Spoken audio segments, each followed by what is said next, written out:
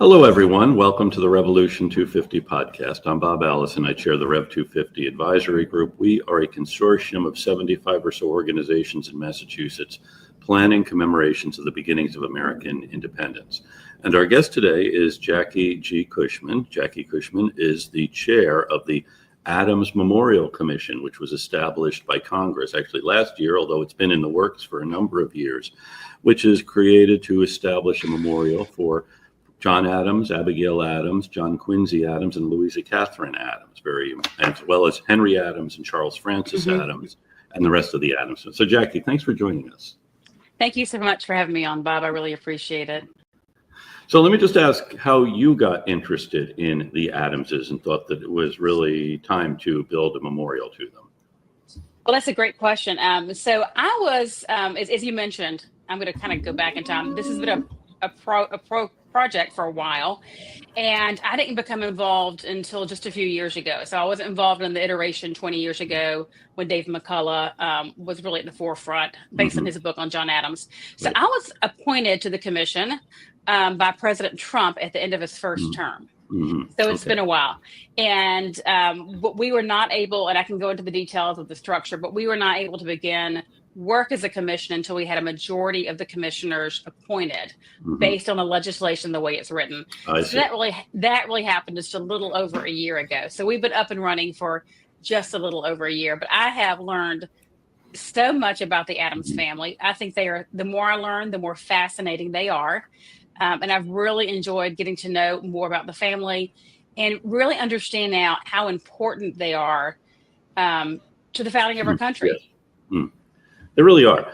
And let me just say a little bit about your background, because your background you're not an historian. And in fact, it's good not to have an historian necessarily running this charge, but you come from the world of, well, you've done work in the corporate world as well as with the Chattahoochee River Trust. I mean, you've created this wonderful outdoor space in Georgia, and as well as being a writer, a columnist, commentator.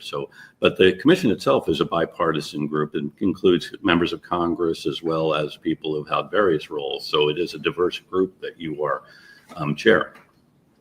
Absolutely. So I have a mixed background. I actually began in finance. I have a MBA and a CFA. I began working in corporate finance out of graduate school and was there for many years. Ended up running a division for Bell South Mobility. We had $3 billion under me. I did all the corporate planning for that division. My team did, not me. I could not do all that work. My team did. I got married and started having children, and my husband and I decided that I'd stay home and spend the majority of my time raising our two children, who I'm so glad I had that opportunity, and I'm so thankful for that. But in the meantime, I did some consulting. I've written 3 books. I've been in the, like you mentioned, a columnist, and I spent a lot of time working on projects that are important to my husband and myself, as well as the community. So, for instance, I've worked for over 20 years on a homeless shelter for newborn babies and their families, and it's called Our House, and I'm still involved with that. I've spent, as you mentioned, the Chattahoochee Riverlands. That's a project by the Trust for Public Land, which is an amazing organization. So I've done a lot of work that is takes a long time to set up. The Chattahoochee Riverlands project, where we've now broken ground and we've now actually cut ribbons, but it took about 7 years to get it up and running, and now there's over $250 million invested in this project on the Chattahoochee River in Georgia.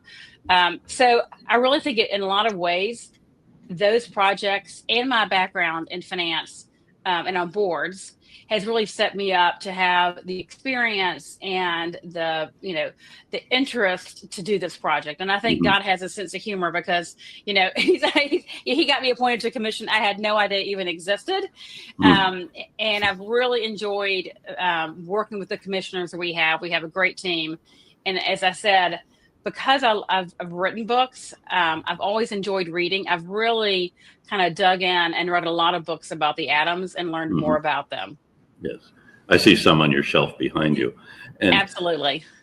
And these kind of long projects that you've seen to fruition really does remind us of the kind of long projects of the Adamses, all of them. And, the fact that you stayed at home also makes us think of Abigail and Louisa Catherine, who focused on their families, while they also had really bold ideas Hmm. about political life.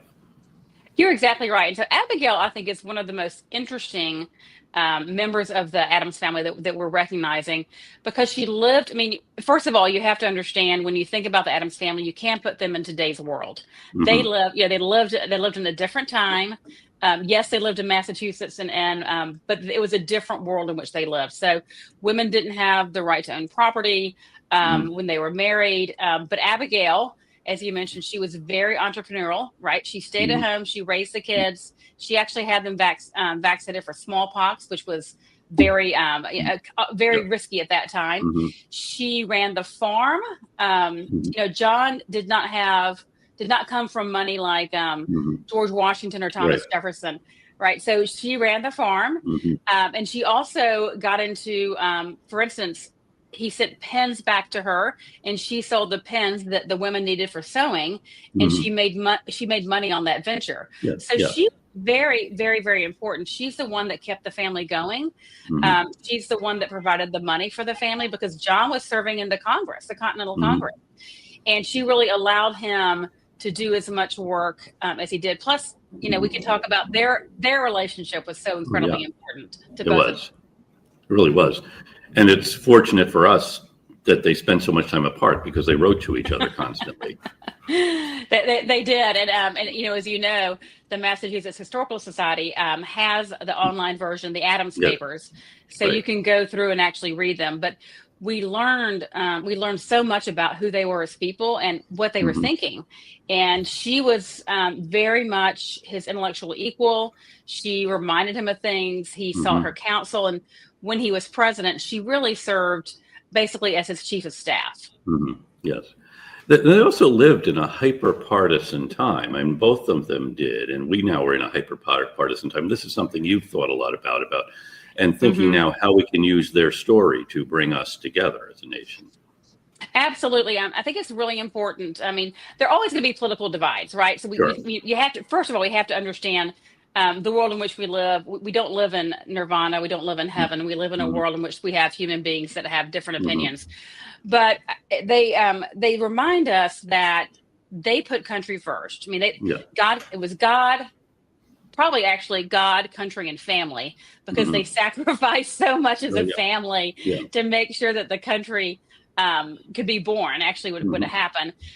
But they remind us that it's important to have a clear goal and to work together as much as possible. And that's why I really enjoy the projects that we talked about that I've been involved with are Hmm. all, they're nonpartisan, they're not involved, Hmm. and they're things that most people, quite frankly, care about. Most people care about, shelters that help homeless babies and their Sure. family. Most people care about making sure we save Hmm. land on the outdoors.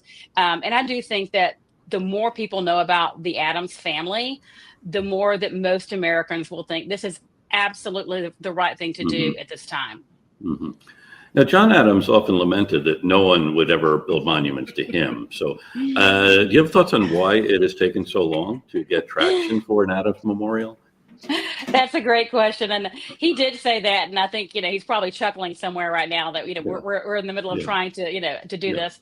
Um, he was in an interesting spot because he came after George Washington, who was a physically big figure for his Yeah. time. Hmm. He was the commanding general, and then he was followed by Thomas Jefferson, Right. who was a Southern gentleman, plantation owner. Hmm. Hmm. Very, very, a gentleman, very, Hmm. dashing. And so, and in the middle of that, you have John Adams. Hmm. And John Adams I think he's so interesting because he's the one that nominated George Washington to be, Hmm. right, the general. And Right. he Right. nominated him. Samuel Adams seconded. They had a unanimous vote. But without that, who knows what would have happened? Right. He also served on the committee for the Declaration of Independence, and he's the one that suggested Thomas Jefferson write Hmm. it. I mean, he Yeah. and Franklin were part of the Yeah. discussion, but yeah. So he's here he is. He's like, we need Washington here. Yeah. We need Yeah. Jefferson Yeah. there. And in the middle, and when it came back to the Continental Congress, when the Declaration came back, he's the one that was the most vocal Hmm. advocate for us to sign. And Yes. so, so he really deserves to be recognized. I think it's taken a long time because he is stuck between these two, Hmm. commanding figures. And as we know, Washington was a compromise, right? It was a created Yeah. city, right? Right. Created, DC, the created. District of Columbia. Yeah. Yeah, exactly. So it was a created city. It was a compromise. So Hmm. it was very much close to Virginia. It was Hmm. down farther from, New England. And Right. so Right. I think in many ways, it is very much a Southern city. And we Yes. need to have New England represented, and Hmm. especially the Adams family. Well, thank you for someone from Georgia for recognizing that the need to recognize New England. But I should point out that there's not a statue of John Adams in Boston. And it's Hmm. only recently that one was put up in Quincy, and that was in conjunction with the statue of Abigail. So, he wasn't thinking a monument in Washington, but a monument at home. It's only in the last 20 years that the Superior Courthouse in Boston was renamed for John Adams. He was Chief Justice of the Supreme Judicial Court. So, yeah, so recognition has come late everywhere, and I really thank you for leading the charge in Washington for this. And also, John Quincy both of them are voted out of office, which also does something, I think. But then in the long lens of history, they look much better, I think. Well, I think they're very complicated figures, and that, to Yeah. your point, they both have very long careers, right? Yeah. They span decades in their careers, and for both John and John Quincy, who both served as presidents for one term, their presidency was not really the highlight of their career, which is Hmm. very unusual. It is. I mean, usually, if you're president, that's right. Yeah. That's the Yeah. best Yeah. you can do, right? But you have John Adams, who really, if you think about what he accomplished, he's the driving force behind the Declaration of Independence. He's the one Hmm. that said we have to make. So Yeah. that's really, what he should be recognized for. Without him, and without Abigail's help, I do not think that we would have been formed at that time Right. in that way. Hmm. Not saying it wouldn't have happened, differently, but I think it would be very different. For John Quincy, who had a great career before being president and as Secretary of State, I mean, he in Monroe Doctrine, I mean, he Yeah. made a Yeah. huge contribution in that situation. But then he also, after he loses the presidency, he runs for Congress, which Yeah. was unheard of. Like, why would you Yes. go be why would you go be a congressman? That's such a demotion. But he was determined to serve his country, and he served so well. And he argued against the gag rule, which was Mhm. the rule where you wouldn't be able to talk about Right. slavery. And It he was put in knew we place had because of him. right, but yeah. So he Yeah. knew that we had to be able to talk about this issue. He Right. knew it Yes. was an important issue. Neither he nor John Adams owned slaves, Hmm. right? So they are the only only Yes. two of the first 7 presidents that didn't own slaves. And then when they came with the Amistad slave case, so the Hmm. Amistad slaves, as you know, they revolted and they were captured. And the question was, were they free or not? Yes. John Quincy Adams argues that in front of the Supreme Court and Hmm. wins. Yes. So it was, Amazing it's just, story. it's Yeah. unbelievable. And Yeah. that's the other thing that I found. Of course, many of us have seen the John Adams miniseries, the Mhm. HBO Right. series, which was Oh, amazing. yes. Yes. I suggest everyone go see that again. Mm. But there's also a Steven Spielberg film On about the the Amistad. Amistad, Yeah. Yes.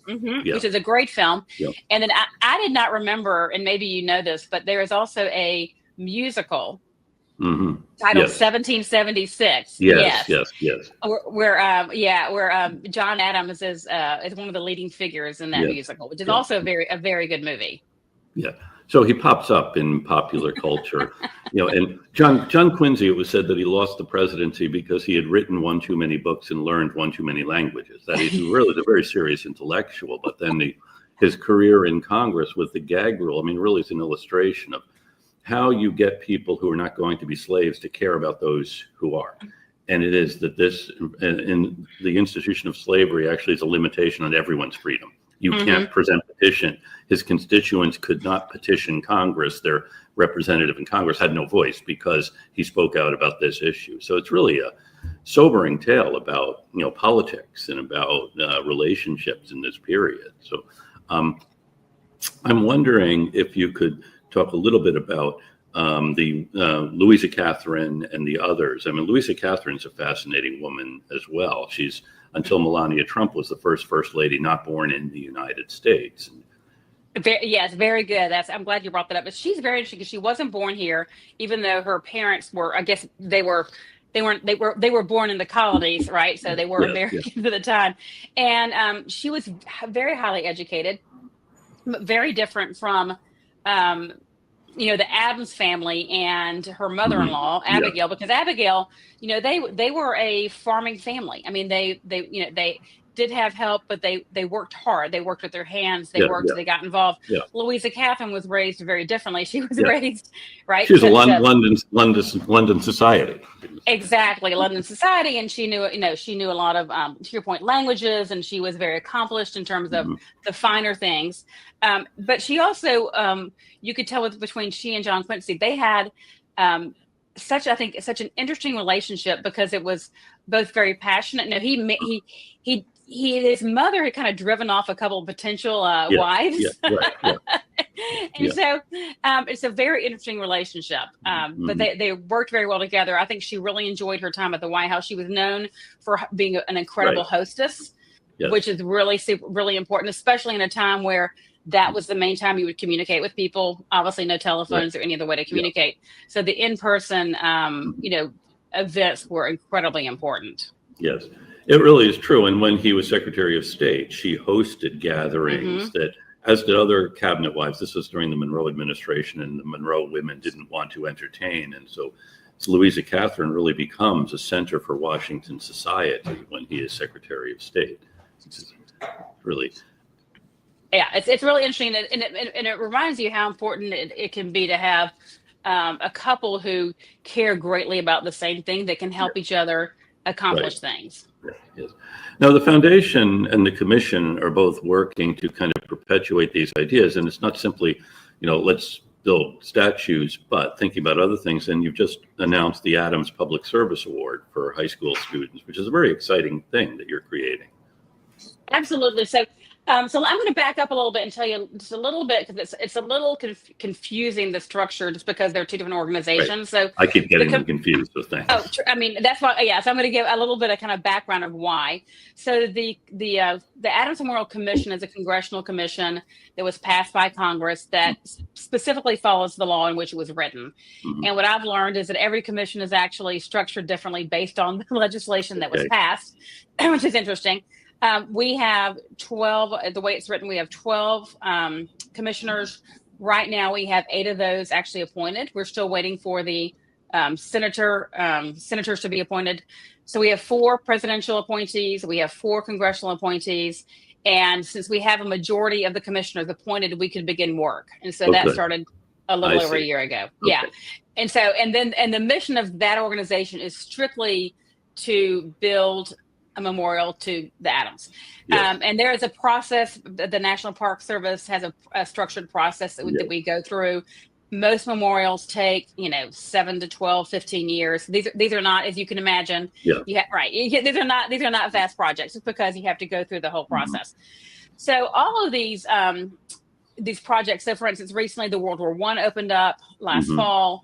The Eisenhower was done just a few years ago.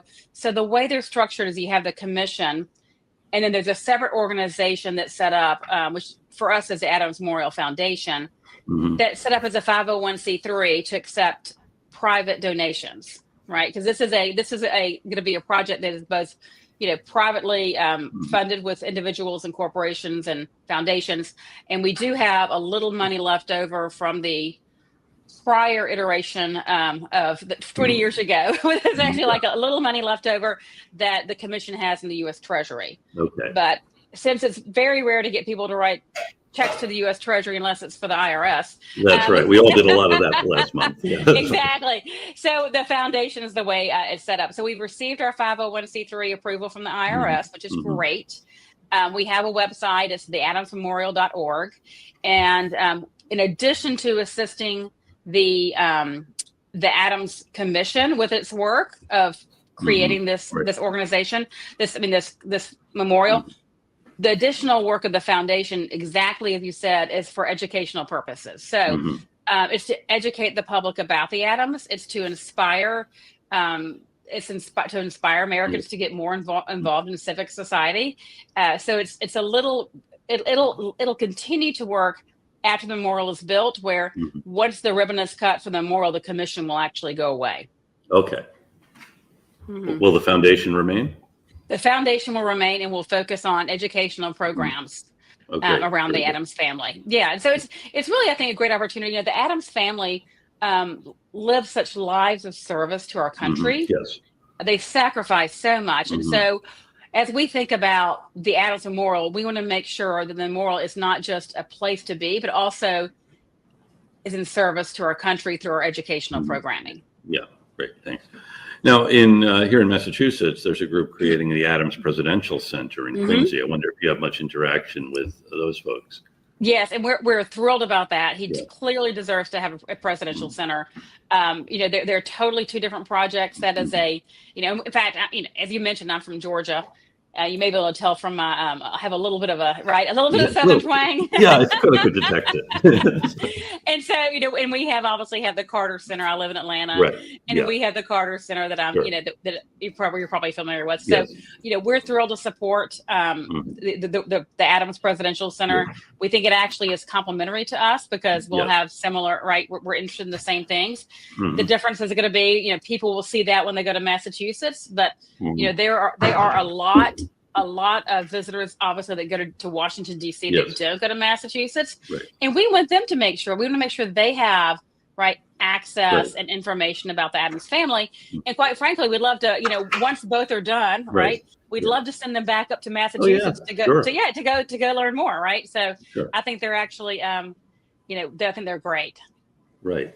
I'm wondering too, I mean, you are focusing on the monument and then the educational outreach. I wonder if any thoughts about, you know, further digitization of projects. I mean, the Mass Historical has done a great job with the Adams letters, but then John Adams also talked about the need for people to read the committees of correspondence and the other Hmm. records of towns. I mean, he really understood what had happened during his lifetime, this revolution that he had been part of. And I'm wondering, if you haven't, I'm just putting this in your head about the idea of supporting digitization efforts for a lot of these records, which otherwise people in Idaho or other places, if they can't come Right. to Washington or Massachusetts, should be able to, and people in other parts of the world as well, because it Oh, really is this it fun. absolutely, yeah, yeah. It's so interesting because we live in such a different world, right? So here Yeah, we are yeah, having this yeah, conversation, yeah, right, on a podcast. We're not in the same place. We're, you know, yeah. but we're That's interacting, and right. Yeah, it'll be on the web. It'll be available yeah, for people to see whenever yeah, at their yeah, convenience. It's yeah. not, so it's a different world. So part of what we want to do, exactly what you're saying, is we have some educational programs in the work. Some will be in Washington itself. A Hmm. speaker series when we have scholars. The books you see behind me, many Yes, of those authors are on our scholar team, right. and so the idea is to have them in Washington. But exactly as is done here, we would record that and make that Yeah. available Oh, right yeah. online. And the other, I think, interesting project is to also use those same authors, but to do basically an online virtual book club about Oh, the great. Adams. There's so many books about the Oh, yeah. Adams, and just to be able to have that chance to be able to interact with the authors online Mhm. would be a great opportunity. But you're exactly right. You have to both have things that would be in person, but you also have to make sure that there are ways that Mhm. people that are spread out virtually have access Yes. to it as well. That's great. That's true. And many of your authors have been guests on our podcast, and we hope this will continue because it is. Um, no, the Adams is too. I mean, diplomacy is another area. Just started thinking about the rest of the world. You know, John Hmm. Quincy's a kid when he goes off to Russia, first as a secretary, and then he's the first ambassador to Russia, and then Charles Francis is the ambassador to Great Britain. Um, I'm wondering what you see as the role of the Adamses and thinking about the role of the United States in the world. And you know, it's interesting because there is an Adams Institute in Europe. I'm trying to remember. You may know where they are, but they are. You know, he was probably John Quincy was. He began traveling with his father Yeah. when I think he was 12. I think Yeah. 11 or 12, Yeah. and he was overseas. Ended up serving as his father's secretary, and then Mhm. ended up serving as someone else, a different diplomat Right. Yeah. secretary. But he was probably the most traveled person of his generation. Mhm. Yeah. Fluent in many languages, Mhm. knew a lot about the world, and as you mentioned earlier, in his role dealing with other countries in the foreign service, he used that knowledge to his advantage because he Mhm. understood how to work with different Mhm. Yeah. countries, and he Hmm. understood how they thought, and therefore, because of that, he really made a huge difference. And yeah, so the John Adams Institute is in North Holland. It's an amazing institute, and we have not yet reached out to them. We need to, but Yeah. this is a very accomplished family that made their mark not only Oh, yeah. in the United States but also around the world. Yes, yes. And then, of course, Henry Adams wrote the great history of the United States during the Jefferson and Madison administrations. Hmm. I was just actually reading letters between John Adams and Josiah Quincy, who was a member of Congress. Yeah. And Hmm. Quincy, member of Congress, very much opposed to the Jefferson's embargo. And but he's writing a highly critical letter about and he insults Jefferson. He calls him a dish of skim milk. But Adams's answer is really interesting because, Adams disagrees with Jefferson, but he kind of understands the role of the president. That is, he's less critical, I think, than Quincy was, thinking of someone who's been there. And he disagrees with the embargo, thinks it's a bad idea, but he's not going to call Jefferson a dish of skim milk. And I think one of the important pieces of the story of Adams is his reconciliation with Jefferson, these two big political foes who then have this extraordinary correspondence over the last 2 decades of their lives. Absolutely. They were very close, obviously, during the formation of our country. Yeah. Had very different opinions, had a falling out. When Jefferson won, won his term, and Adams lost his second term and only was there for one. And that was deeply wounding for him. Yeah. Oh, yeah. Yeah. Yeah, deeply wounding. And so they were estranged for quite a long time, but it was great that they were able to reconnect through letters and on a much more personal basis. And I think it's a great reminder for all of us that as Americans, part of what we fought for was freedom of speech, right? Like we fought it was important for us to be able to talk. Yeah, yeah. And I think with that freedom of speech, we also have to remember that means, by definition, unless you're the one talking, you're probably going to disagree with somebody, right? Right. I mean, there's no one that you agree with all the time. It's impossible. So to be able to be respectful, to be able to listen to the other person without, personally tearing them down, and to be able to argue and disagree, and to be able to articulate your ideas, I think is incredibly important. And unfortunately, all too often today, that is overlooked, and it turns, very personal and very nasty very fast. But in that case, you really don't win anyone over, right? I mean, the whole idea is if you have an idea that you think is correct, the only way to really get it out there is to be able to discuss it openly and to argue about it civilly and to see if you can change people's minds. Right. That's very well put. So I did want to just speak a little bit about the Adams Public Service Award, which may be something that the foundation is doing as opposed to the commission. And this is for current high school seniors who have a GPA of 3.0 or higher who want to go to college. And they also need to show some leadership and service. Again, things that are keeping with the Adamses. And the deadline is actually May 16th, so it's coming up. But hopefully this will be a continuing thing. It's a way of producing more John and John Quincy Adamses out here in the broad republic. It's a great idea and a great initiative. We're super excited about announcing this. I mean, we're a relatively young organization, but the most important thing, exactly as you said, and John Adams talks about this a good bit, is the education of our children, right? The education. Yes. And if you don't have an educated citizen, you really can't do anything because there's no knowledge. So, and of course, the Massachusetts Constitution does require to foster education. He says not only the college at Cambridge, but grammar schools and primary schools in all the towns. That is, you really need this educated citizenry. Absolutely. And so we're thrilled to announce this. We are planning on having it every year, to your point. This will be a continuing, scholarship moving forward. But it's just a chance for students to be able to highlight one of the Adams family, write about it, and then we're gonna award 2 different scholarships. There'll be the first one will be $1,000, and the second will be $500. So we'll have 2 different scholarship winners, which will be great. Great. Very good. Well, thank you. Congratulations on launching that. And I'm reminded of a quote. I can't get the quote right from John Adams that I must study war and politics so that my son may study diplomacy and his son may study poetry. And just seeing how we do something in one generation so that further generations will have other opportunities. Absolutely. I think it's very important. And, part of the challenge too is if we don't educate our children about what has happened. So, for instance, if we don't talk about the war and the revolution Right. and Yeah. how we became free, then Yeah. they take it for granted, right? So, it's Right. really Right. important to pass down the stories of how we came to be as we are. Right. Yeah. Jackie, I wonder if you can tell us how people can get involved if they want to support the work of the Memorial Commission or the Adams Foundation. So the easiest way you can actually you can Google Adams Memorial and will pop up, but our website is theadamsmemorial.org. And we also, there you'll see the scholars that we work with. You'll see a place to donate. You'll see a place to, register if you want to find out more information. So there's lots of ways to get involved. We do have legislation in front of Congress right now. Congressman John Molinar, who's from Michigan, entered the legislation in for us. So we would love to have anyone that's interested in this project to write their congressman and tell them that they want the commission to be reauthorized. So we're going through that process now, but we're super excited about where we are. We've gotten a lot of great feedback, and we know that this is a really important mission for our country. It really is.